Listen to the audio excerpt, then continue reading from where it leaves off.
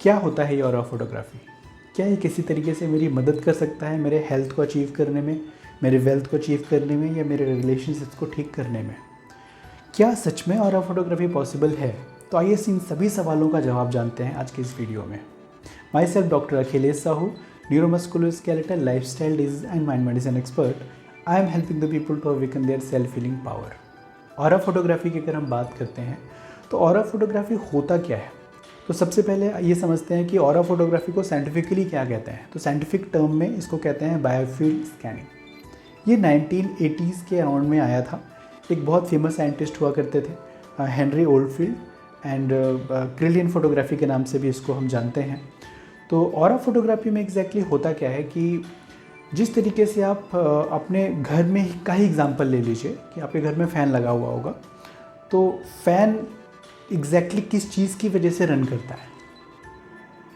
अगर हम इस यूनिवर्स में सारी चीज़ों को देखें तो आप देखेंगे कि हर एक चीज़, जो भी चीज़ वर्क कर रही है, जो भी चीज़ विजिबल फॉर्म में है, वो किसी न किसी इनविजिबल चीज़ की वजह से वर्क कर रही है। फॉर एग्ज़ाम्पल, अगर हम फ़ैन का एग्जाम्पल ले रहे हैं तो फ़ैन चलता है because of the electricity. Fan दिख रहा है, फ़ैन विजिबल फैक्टर है, बट जो इलेक्ट्रिसिटी है, करंट है, वो इनविजिबल फैक्टर है। और इनविजिबल फैक्टर करंट की वजह से ये विजिबल फैक्टर जो फ़ैन है वो चल रहा है। अब सपोज़ कंपनी ने एक फ़ैन बनाया और बोला कि भाई इसकी 10 साल की नॉर्मल एवरेज लाइफ है। अब सपोज़ 10 साल से पहले अगर उस फ़ैन में कोई भी प्रॉब्लम आती है, उसकी मोटर में कोई प्रॉब्लम आती है या किसी भी तरह के कुछ इश्यूज़ आते हैं, तो वो किस चीज़ की वजह से होगा? इसका जवाब है कि वो भी किसी न किसी वजह से, जो उसकी पीछे वजह है वो इनविजिबल फैक्टर ही है। कहीं ना कहीं जो हमारी इलेक्ट्रिसिटी, करंट का फ्लक्चुएशन जो होता है, उसी की वजह से मोटर पे लोड आता है और उसी की वजह से वो जलता है, जल्दी ख़राब होता है। तो आप ये देखेंगे कि जो भी चीज़ें विजिबल है इस वर्ल्ड में, ये तो मैंने एक फ़ैन का एग्जांपल लिया है, इसको आप कहीं पे भी फिट कर सकते हैं। आप अपने एसी में फिट कर दीजिए, आप अपने बल्ब में फिट कर दीजिए, या एक सिंपल सेलफोन में ही फिट कर दीजिए। ये बिकॉज चलता है बैटरी की वजह से, और बैटरी एग्जैक्टली क्या देता है? उसको पावर देता है। अगर वो ना मिले तो उसके पावर ठीक से नहीं मिलेगा तो वो काम भी नहीं करेगा। तो ये भी बोला जाता है ना कि जब भी आप चार्ज करते हो तो it should be the symmetrical way supply होना चाहिए करंट का, अदरवाइज़ आपका फ़ोन जो है वो ख़राब भी हो सकता है।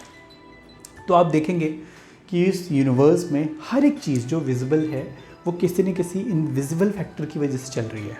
तो आइए आज समझते हैं कि हमारी ये जो बॉडी है, जो हमारे सबसे करीब है, हम देखिए, the biggest wealth in this world is health. तो अगर हेल्थ सबसे बड़ा वेल्थ है हमारा, तो आइए ना समझते हैं कि हेल्थ किस तरीके से अचीव कर सकते हैं। हेल्थ जो हमारा फैक्टर है, जो हमारा विजिबल फैक्टर है, वो क्या है हेल्थ में? हमारी ये बॉडी। क्या आपको पता है कि हमारे 7 बॉडीज़ होते हैं? और ये जो एक बॉडी दिख रही है ना आपको, ये तो उनमें से एक है। इसके अलावा 6 बॉडीज़ और हैं जो रिस्पॉन्सिबल हैं इस फिजिकल बॉडी के पीछे। अब इस फिजिकल बॉडी में कोई भी डिजीज़ आती कैसे है? आपको क्या लगता है कि कोई भी चीज़ डायरेक्टली इस फिजिकल बॉडी को अफेक्ट करती है? बिल्कुल नहीं। साइंस ने ये कहा है, ये प्रूफ कर चुका है वो, कि 99% जो बीमारियां होती हैं वो साइकोसोमैटिक होती हैं। साइकोसोमैटिक का क्या मतलब होता है? देखिए, नाम में ही इसका आंसर है। Psycho that means mind, and somatic that means जो हमारा विजिबल फैक्टर है। तो साइंस भी ये बात कर रहा है कि अगर आपकी कोई भी हेल्थ चैलेंजेस हैं आपको, तो उसके पीछे आपका psycho that means invisible factor and somatic that means visible factor, दोनों का इन्वॉल्वमेंट होता है। तो आइए ना समझते हैं कि साइकोसोमैटिक डिजीज़ क्या होता है। साइकोसोमैटिक का मतलब कि कोई भी बीमारी होती है जो हमको, वो सबसे पहले हमारी साइकी, सबसे पहले हमारा इनविजिबल फैक्टर, माइंड जो है वो इनविजिबल है ना, वो दिखता नहीं है ना आपको, बट 24/7 आप उसको एक्सपीरियंस करते हो कि नहीं करते हो।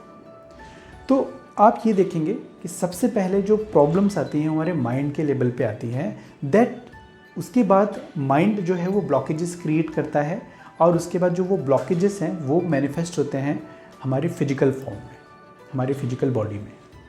तो आप देखेंगे कि कोई भी डिजीज़ है वो बहुत पहले हमारे एनर्जी बॉडी में आ जाती है। अभी एनर्जी बॉडी क्या है? ये जो इस बॉडी को छोड़ के जो बाकी के 6 बॉडी हैं जो इनविजिबल हैं, उसी को हम एनर्जी बॉडी कहते हैं। तो आइए हम हेल्थ को समझते हैं कि हेल्थ जो है वो कॉम्बिनेशन है आपके physical body and energy body दोनों के हेल्दी होने का। तो फिजिकल बॉडी अगर आपका हेल्दी है, एनर्जी बॉडी अगर आपकी हेल्दी है, तो ही आप हेल्दी कहलाएंगे।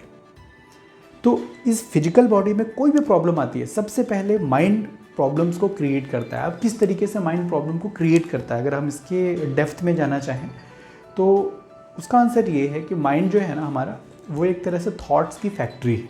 माइंड में होता क्या है, एक के बाद एक थॉट्स ही तो आ रहे हैं, कंटिन्यूसली थॉट्स ही तो आ रहे हैं। तो ये देखा गया है रिसर्च में, साइंटिफिकली प्रूवन है ये, कि एक हेल्दी बॉडी में, एक हेल्दी माइंड में देखा गया है कि 40 to 50 थॉट्स पर मिनट आता है। एक हेल्दी माइंड की बात हो रही है। अब सपोज़ ये थॉट्स, ये नंबर्स बढ़ के हो जाएं 50 to 80 थॉट्स पर मिनट, तो क्या होगा? इसी को डिप्रेशन कहते हैं, इसी को स्ट्रेस कहते हैं, इसी को एंग्जाइटी कहते हैं।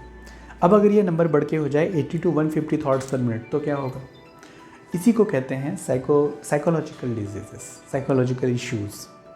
तो आप ये देखेंगे कि माइंड में जब नंबर ऑफ थॉट्स इतने होते हैं कि वो उसको ईजिली तरीके से डाइजेस्ट कर पाता है, इसी तरीके से हैंडल कर पाता है, तब तक कोई प्रॉब्लम नहीं होती है। लेकिन जैसे ही नंबर ऑफ थॉट्स बढ़ते हैं, अब थॉट्स भी इनविजिबल है ना, वो दिख तो रहा नहीं है। आप देख पाते हैं कि अपने थॉट्स को नहीं देख पाते, बट आप उसको एक्सपीरियंस करते हो। तो जैसे ही माइंड में थॉट्स बढ़ते हैं, नंबर ऑफ थॉट्स बढ़ते हैं, तो वो हमारी एनर्जी बॉडी में ब्लॉकेजेस क्रिएट करता है। और फिर वो धीरे से ब्लॉकेजेस बहुत टाइम पहले, मतलब आप ये समझिए कि कोई भी डिजीज़ है जो हमारे फिजिकल बॉडी में आने से पहले 6 महीने से लेके 1 साल पहले हमारी वो एनर्जी बॉडी में ब्लॉकेजेस के रूप में आ जाता है।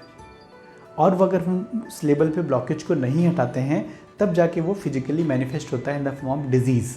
तो अगर हम डिजीज़ की बात करेंगे, disease is a non verbal communication of our mind towards our body. मतलब माइंड का एक नॉन वर्बल कम्युनिकेशन है जो वो डिज़ीज़ के थ्रू बताता है कि मुझे ये प्रॉब्लम है, मुझे ये ब्लॉकेजेस है। तो ये जो ब्लॉकेजेस की मैं बात कर रहा हूँ, ये हमारी पूरी एनर्जी बॉडी में होते हैं।